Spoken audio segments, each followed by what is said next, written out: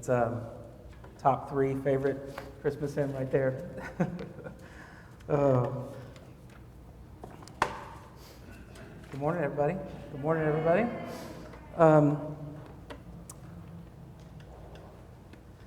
If you grew up in Persia, then Mesopotamia, let's look off.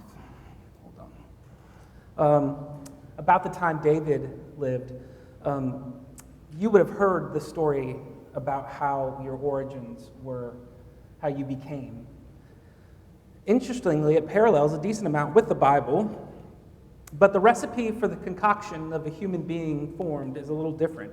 From dust and clay, like in the Bible, but it deviates drastically. If you were reading the Enuma Elish, dirt is mixed with the blood of a beheaded god killed as a sacrifice. While one of the gods was mixing up the clay, all the other gods spit into it before they formed the people. And according to the Atrahasis, humans were created with the express purpose of relieving the other gods from their arduous labors of digging irrigation ditches.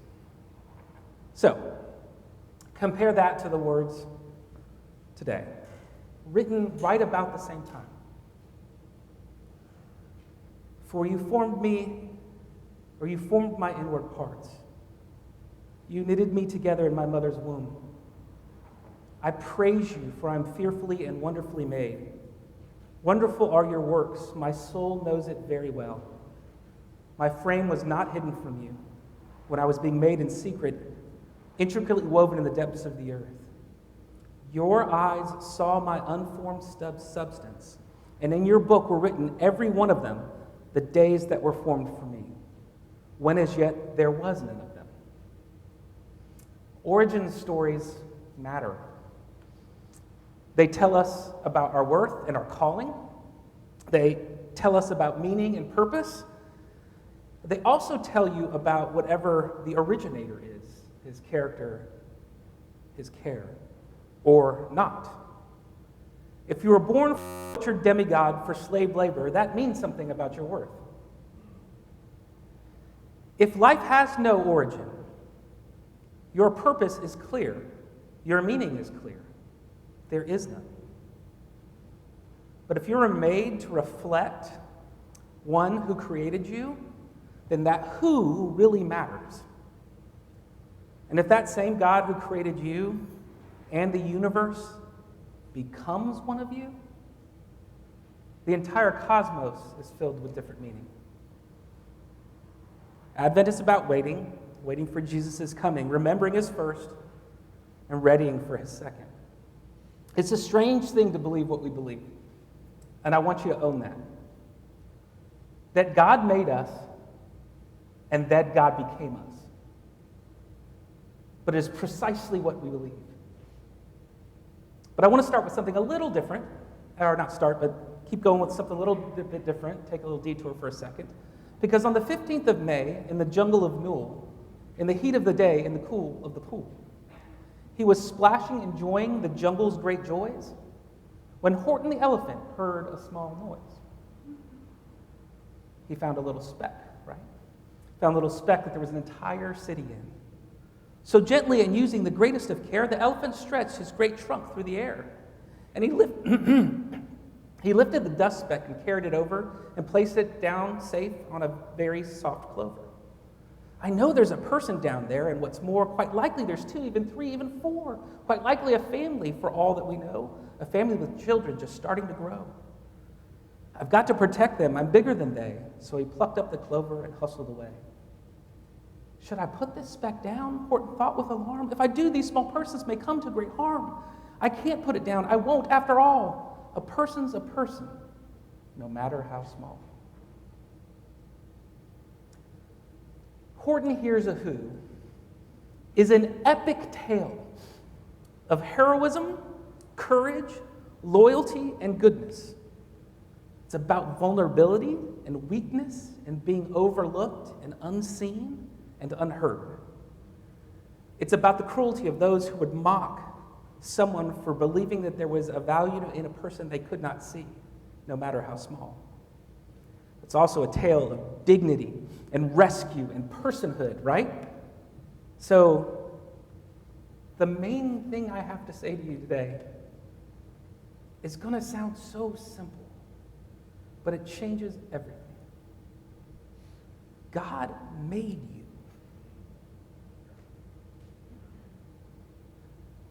And if you'll stay there for a while, both the dignity of that and the darkness you experience around that will be real. Because you know if he made you, you're made for so much good. God made you. You were formed. For you formed my inward parts. You knitted me together in my mother's womb. I praise you, for I'm fearfully and wonderfully made. It's like he's a potter or a garment maker, it says, because it talks about the wovenness of two. So there's kind of this image that's before us. We were made as a gift. And unlike the Mesopotamian origin myth that comes from spit and blood, the scripture says that we are actually breathed with the breath of God into us. That animates us. His crowning work is not just human beings, men and women, but each man and woman he creates. Each toe, each freckle is knit into its rightful place. Each dimple, each thumb wonderfully made. Each Y or X chromosome is made in secret and DNA woven intricately together. Your brain is about the size of a good cauliflower head. It's about 3 pounds. Feels a little bit like a lump of kind of hardened or firm tofu. It is about 2% of your body mass. It uses 25% of your energy. Scientists estimate, I don't know this off the top of my head, I'm going to have to read a little bit. Scientists estimate that the brain receives 100 billion bits of information per second and contains 100 billion cells. Some of those cells, neurons, are shaped like little branch of a tree. At one end is the axon, and the other end is the dendrites. Those are the twigs of the branch. Okay, so neurons communicate by sending chemical and electrical signals racing down the branch at 200 miles an hour. And then it hops over the synapse, the space between them, and grabs the other one. Most cells have somewhere between 5 and 10 on average. But there's one cell in the cerebral cortex, is that here or here? One of those. Has about 200,000 dendrites on it. This means that there's millions upon millions, 1 million billion possible synaptic connections. You were fearfully and wonderfully made. Just ask your brain. But that's actually not the most exciting part. God didn't just form us, he formed us to reflect him in his image and likeness. Every single person who has lived or who ever will live reflects something of God. See, we value life not just because he created it. He also created space dust, and that's kind of meh. But humans bear the image of the Father and the Son in their unity in a way that is amazing. That is why we care about life from the mother's womb to the tomb. We embrace our life as a gift because God gave it to us. And we embrace others' lives as a gift because God gave it to us and to them. And we value life from conception, even before, actually, I'll get to that, all the way until one lays his head in the tomb. The Westminster Confession of Faith says that we are to refrain from whatsoever tends towards the destruction of life. It's pretty broad. Our origin story says that humans are formed by the very hands of God. And the language is mystical and vulnerable and hidden and powerful and creative, just like a mother's womb. And we receive life as a gift from that point on. And we weep when there's violence to the vulnerable. The tragedy of any murder, violence, assault, abortion, brutality is not just the loss of life, but the refusal to take on this great gift of calling, of who we are to reflect the very thing we are to reflect together, the Father, the Son, and the Spirit. Think about this. If you were formed, if you were created, you are not your own. And if someone else is also created, they're not yours, and they are not their own. And we live from a different perspective because origin stories matter. Because a person's a person no matter how small, or big, or tall, or if there's a little bit too much of them or a little bit too little of them. But more than just being formed, created, which is awesome, and being created in the image of God, incredible. But not only are we formed, but we are known. The scripture says, your eyes saw my unformed substance, and this is a kind of weird sentence, so I'm going to read it differently. Every one of the days that were formed for me are in your book, written even before there was any of them. Your life started in your mother's womb, but you were known before your days were even days. The value God puts on every life starts in His own person, His own mind, if you will, in the knowing of you, in eternity past. And then our days, you can read about it. He can read about it. They're in the book. And so God is like a garment maker and a potter, but kind of also like a register of deeds, like He's got them all in there. The jungle animals of Newell were mocking Horton significantly, threatened his life, threatened the lives of those in Whoville. They were going to boil him in bees juice, something, I can't remember what it is. But he says, believe me, said Horton, I tell you sincerely, my ears are quite keen, and I hear them quite clearly. I think you're a fool, laughed the sour kangaroo, and the young kangaroo in her pout said, me too. You're the biggest blamed fool in the jungle of Newell. And the kangaroos plunged in the cool of the pool. What terrible splashing, the elephant frowned. I can't let my very small persons get drowned. I've got to protect them, I'm bigger than they. So he plucked up the clover and hustled away. Through the high jungle treetops, the news quickly spread. He talks to a dust speck. He's out of his head. Then Horton stopped walking. The speck voice was talking. The voice was so faint he could just barely hear it. Speak up, please, said Horton. He put his ear near it. My friend, came the voice, you're a very fine friend. You helped us all folks on the dust speck no end. On this dust speck no end. You've saved all our houses, our ceilings and floors. You've saved all our churches and grocery stores. You see, the whole narrative arc of this epic tale is, will their personhood be revealed? That knowing, understanding of the who's in their whole life, if they're not known, then they're not cared for, is kind of the whole point of it. The splashing about is putting them in danger.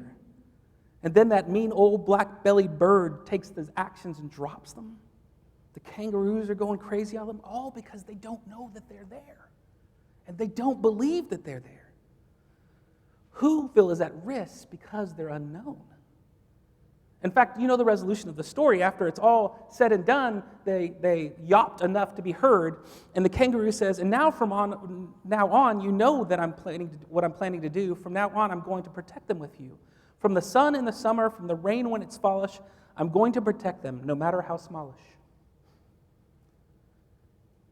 God knew you, and then therefore did something about you.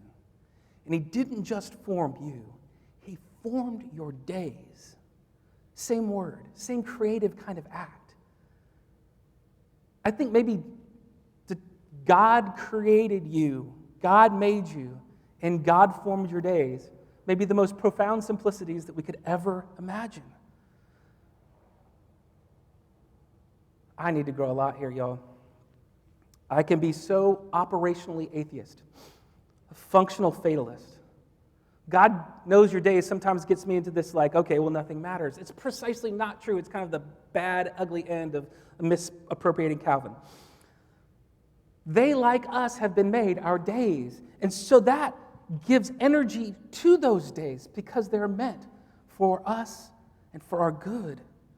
Don't first attend to the kind of philosophical reality that he knows all of our days written in his book. Dig into it knowing that this can animate you doing the dishes and homework and diapers and databases and grind work at work and chores. That's the reality. That's the day written in the book. And there's meaning and purpose in those days because he's still the author of them.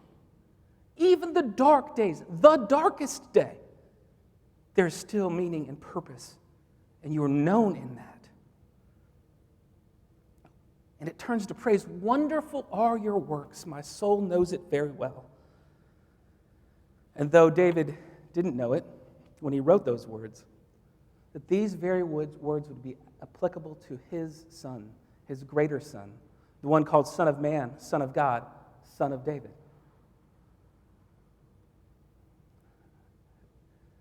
In our failure, in our folly, in our rebellion, both in that original origin story in Genesis and beyond,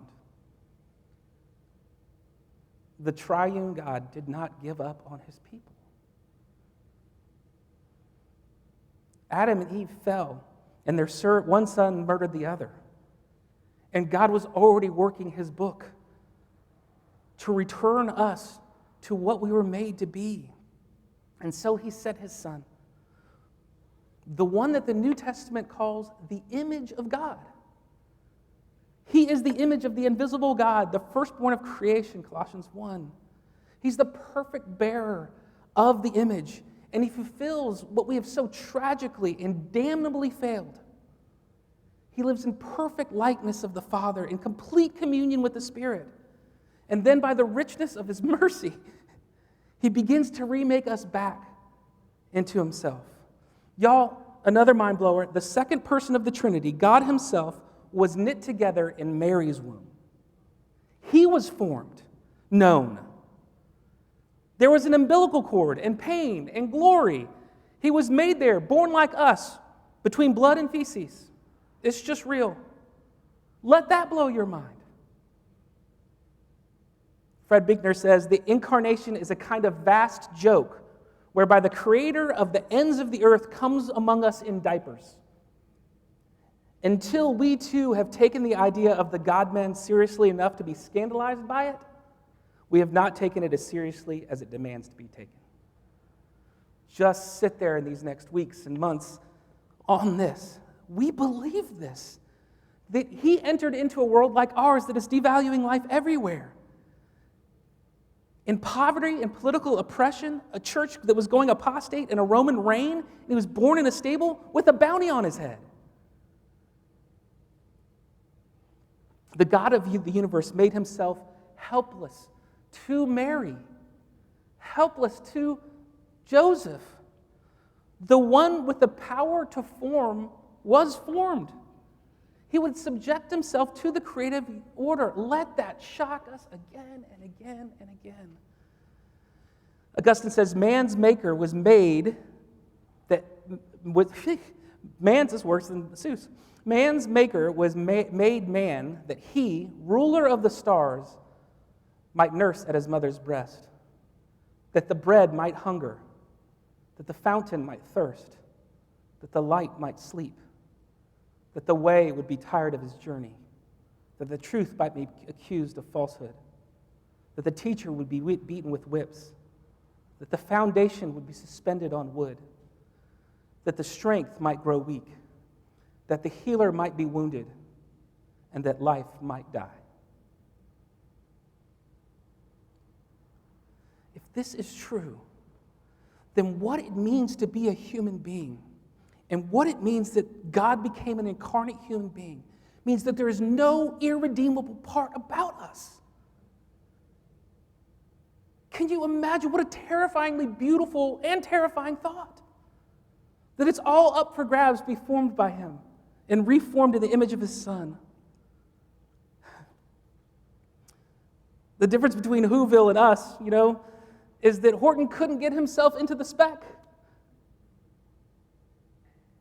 But Jesus did. He came into the speck of our world. And we didn't have to scream ourselves to be heard.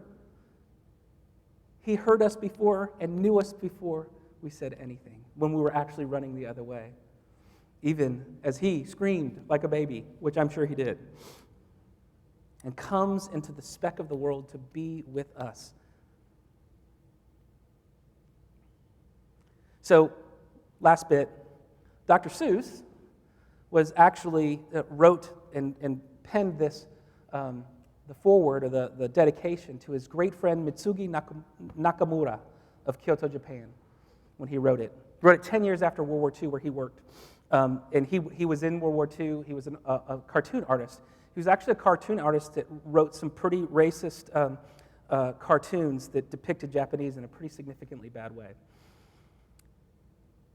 He learned a good bit about what it means to be a human being there, and he and this friend, Mitsugi, actually started helping children as they were dealing with the grief of after the bombs hit and dealing with all the fallout there is. And they used art therapy long before art therapy was much of a big deal.